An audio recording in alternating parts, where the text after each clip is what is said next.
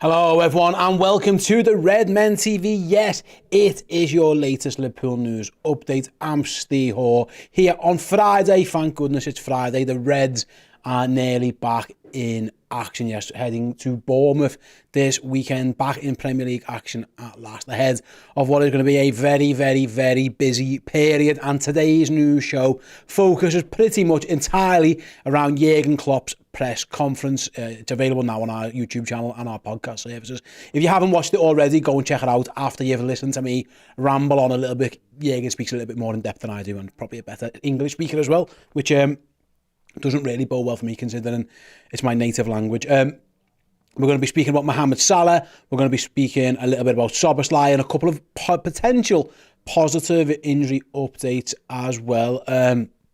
Let's get straight into it then with the Salah stuff. Obviously, I'm sure everyone associated with Liverpool Football Club in the fan base knows by now, Mo Salah was subbed off during Egypt's AFCON game last night. He drew 2-2 with Ghana, and Salah went off in the first half with what looked like a hamstring injury. Obviously, Jurgen Klopp doesn't know too much about it. He spoke at the press conference. He said he spoke with Salah last night. He goes on to say like it wasn't one of those hamstring injuries where, you know, he was sprinting and then it goes. It was more he felt something and then went off. We've seen footage of Salah on the sidelines watching the game. He didn't look in too much discomfort. Obviously, videos from leaving the stadium as well. So it didn't look like the most horrendous of injuries. But as Jurgen Klopp said, you know, Mo Salah never gets injured, never goes off. So for him to do that, obviously it must have been something. What's interesting is that Klopp said obviously they haven't got too much information right now. He's going to be scanned and assessed. He was asked whether Liverpool will send out their own medical staff to the AFCON to treat Salah. And Klopp says he'll see. It depends on the diagnosis. There'll be an ultrasound and an MRI, and then we'll know what it is, and then we'll see what Egypt plans.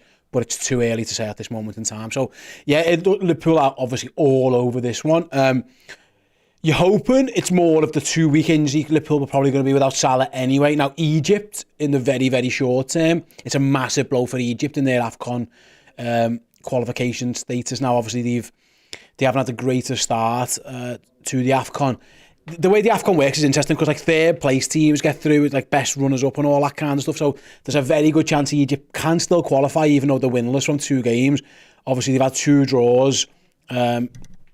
In their opening 2 games, scored 4, obviously two all draws as well. They've got 1 more to go. You'd be shocked if Salah's in the next game. I'm just looking at the fixture list now for Egypt. They play again against Cape Verde on Monday night. Like Salah, you'd be amazed if Salah plays in that one. It's almost certainly not. From then on, they could be out. They could go through. Either way, Salah, we weren't expecting them to have him anyway, so hopefully it's not too bad. But yeah, Jurgen Klopp did confirm it's obviously something. We all knew that it wasn't precautionary. He has felt something. And yeah, Liverpool are going to wait and see for the Egypt diagnosis. Let's have a little look. Josh says, Salah doesn't have a hamstring injury. He felt something, which is why he didn't continue. I mean, it's kind of the same thing, Josh. Like, he felt his hamstring. His hamstring is definitely... Mo Salah would not have left the pitch. He just wouldn't have. He's obviously, you're right, he has felt something. He has got an injury. Liverpool confirms it. Jurgen's confirms it. How bad an injury it is, time will tell. But yeah, he definitely got something. Nobody quite knows what it is yet. But you'd be shocked if he played against Cape Verde on Monday. And then Liverpool will see how he goes from there. Hopefully, it's not too bad. Like Jurgen said, Jurgen even referenced, he even referenced it as a hamstring injury himself, and he spoke to Mo Salah last night. So it's obviously it isn't nothing. It just depends how bad it is.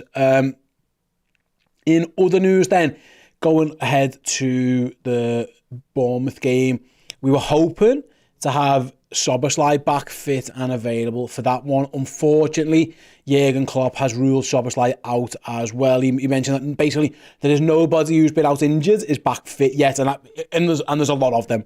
Szoboszlai was the one who was probably most touch and go when the injury happened against Newcastle, where he's been ruled out. So yeah, that is not ideal for Liverpool, of course. They would have liked to have had him, obviously.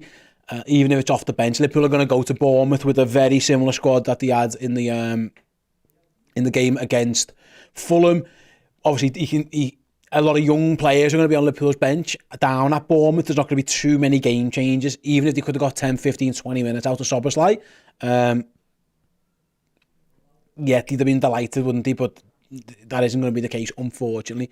On the good news, it doesn't look like he's going to be too far away. But yeah, Liverpool then, without Szoboszlai, it's going to be a tough game. If you haven't checked out already, by the way, on the YouTube channels, on the podcast services, the match preview show's out. I spoke to Sam and Abby at length about the game.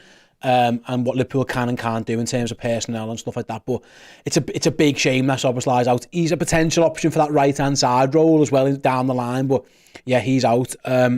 Coming back to the live YouTube chat, thank you very much for you guys who are getting involved. Yeah, Floriat says, Salah didn't appear to have an ice bag on his leg when he was standing on the bench. Either that's really good or it's really bad. Yeah, it feels like... And it's a bit like when Szoboszlai went off against Newcastle. He just felt something. It wasn't, and before it got even worse, then he took that opportunity. Now Szoboszlai's been missing for a few weeks now. It'll be about 3 weeks by the time he comes back. And I feel I mean, again, listen, I'm not a doctor. Who knows these things? I've seen Virgil van Dijk walk off the pitch at Everton seemingly okay, and then he was out for the rest of the season. So we don't know exactly where we're at. But it didn't look on the and I think Jürgen kind of touched on this one with Salah. It didn't look that bad, but then Szoboszlai's didn't look that bad, and he's been missing for a few games. So who knows? We'll see where it's at. Liverpool wouldn't have had Salah anyway. In the very, very, very short term, it's horrendous news for Egypt and for Salah. He's desperate to win the AFCON, of course. He wants to win international glory. Salah's definitely still got his eye on the Ballon d'Or, and we've seen how much weight is put behind international tournaments when it comes to Ballon d'Or voting. I always say, if France would have won the World Cup, Kylian Mbappe would now have won the Ballon d'Or. They lose on penalties and he's third in the votes, and Messi wins it, and he did win the World Cup. I think a lot of importance is put on international tournaments. We've seen that, when Jorginho was getting votes when Italy won it, and things like that. So Salah will be desperate to get back. He would have been desperate to get through and win that tournament. He came very, very close last time, of course. I think it's the one thing he's desperate for is to lead his nation. He's not. I'd be shocked. I'd be shocked if he plays in the AFCON again this season, if I'm honest with you. If it's a 2 to 3 week injury, I just don't see how it goes. Now, they're not going to send him home. You'd be shocked if they did. If there's any chance he can even play 10 minutes in a final, if they got there, they wouldn't replace him in the squad. But we'll see what Liverpool's plan is and what Mo Salah's plans is. Does he stay with Egypt for treatment? Does he come back to Liverpool and then maybe go back if he does get fit? Who knows what the plans are, but it's all up in the air. But going back to the Szoboszlai story, he's looked innocuous and he's been missing for a while now, since that Newcastle game, New Year's Day. Liverpool played Newcastle. Where are we now? We're on the 19th. The game itself is on the 21st, so 20 days without Szoboszlai. If that's with Salah, it's definitely the AFCON done. He's out of a lot of games there. You're getting into mid-February anyway, by the time he's even fit and available to play. So it kind of rules him out for the period he could have been ruled out for had Egypt done well. Right, there are a couple of questions before I get on to the positive injury news.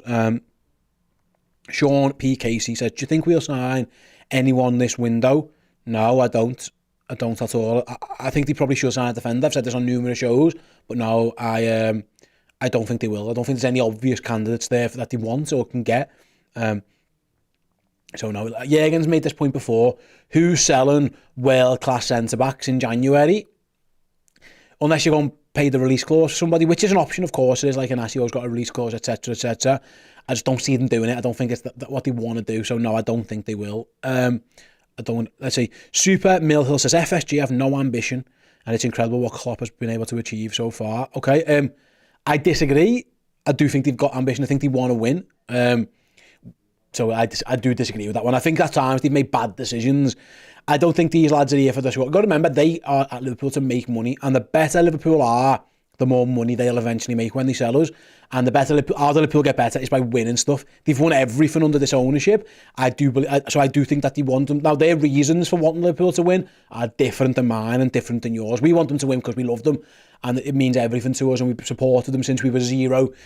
They want to make, of course, they've got a personal relationship with these people, of course. They have their owners of the club, and it's good for the FSG brand if Liverpool win, but also it makes them more money. Simple as that, really. If Liverpool are 5 times Premier League winners and constantly in the Champions League every single year, they're just worth more. It just is what it is. So their ambition is different to ours, but yeah, it's not the... I don't believe that they've got no ambition. But also, like, you know, we're seeing clubs like up against FFP and all that kind of stuff. I think that FSG have been so keen to push FFP and profits and sustainability and that because they haven't got the unlimited... you know, the Man City go out and spend £1 bazillion, or, you know, the backing of a nation behind them. So that was kind of what they've always wanted this. So it'll be interesting to see what happens with Man City and how that plays out. Like, will they be justified in what they do? Like, say, I don't think FSC are the greatest owners in world football, far from it. I also don't think the worst. There's lads in that next room right there whose team have been deducted 10 points and about to be deducted another 10 because their owners have been absolute shambles. So it is different in that regard. But to say that they haven't got ambition, I think is wrong. I think it's more along the lines of they are... I'm trying to think the right word. When Liverpool spend, Liverpool make sure they don't gamble there. They try and do as much as they can to get it absolutely spot on. And I think that's kind of what it's at. Right then, let's move on to the next one. Trent, Robertson and Szoboszlai injury updates from Jurgen Klopp. Yes, according to the gaffer, Liverpool are close to having the 3 of them back. So I mentioned there, Szoboszlai's out. Well, he did say Trent, Robertson and Szoboszlai could all be back even as early as Fulham, which is interesting to say the least because, yeah, the Reds could do with all of them back. Now, they've all been out for different periods of time, and it poses the question of, like, I wonder how what's the word? How careful Liverpool are going to be with them because, well, especially Robertson, but the fact that Fulham, we were told by Pep Linders that Robertson could be out until the end of January. Well, it looks like Jürgen said he could be back in team training soon enough. So yeah, fantastic news really for the Reds. Trent being back would be absolutely fantastic, and yeah, Szoboszlai we're expecting could be back at some point anyway. Now, let's go through them case by case. Robertson's the obvious one. Joe Gomez has been brilliant at left back. Robertson's been out for a long time since he's on his shoulder with Scotland. It looks like he could be back a little bit sooner than maybe we thought. I'd be shocked if he played against Fulham. I do wonder if Liverpool have got their eyes on that Norwich game of giving him some money. Sorry, some money, absolutely not some money. Some minutes rather in that to get money in the bank, I was going to say. Some minutes just to build up that thing, just to get himself fit and firing ahead of what's about to come down the line. So maybe keep an eye on that one. But that's great news. If Robertson's back for Norwich, when Pep Linders said he would even be training potentially at the end of January, so that looks really good news. Szoboszlai, it looks like he's not far away, and he could even be in contention for Fulham. Now again, maybe on the bench for that one, see if they need him, try not to use him, and then see how he is. See if he, again, could he do with some minutes against Norwich just to get back under his legs. Trent's the opposite. I think again, he's another one. If he's completely fit, I think they'd want him at Fulham if they can get him. He can have the weekend off. He's played a lot already, Trent, and then go again. By all accounts, I think Trent might be more focused on that Chelsea game than focused on the Chelsea game than the Fulham and the Norwich games. But it'd be great to have him back when he is fit and available, because my goodness gracious me, the Reds could do with it and some of these lads back in business. But yeah, really, really positive news that it looks like Liverpool could be getting some of these back, because my God, it's been a tough sled. And you're looking at what the bench is going to be at the weekend. If you add Robertson, Alexander-Arnold, Szoboszlai to it, all of a sudden things look a lot healthier than they did today, really. It's super so. So really good news on all of those. King Jason says, why must we sign players in every single window? We have a brilliant squad and some great youngsters coming through. Listen, you could probably go back to the comments earlier.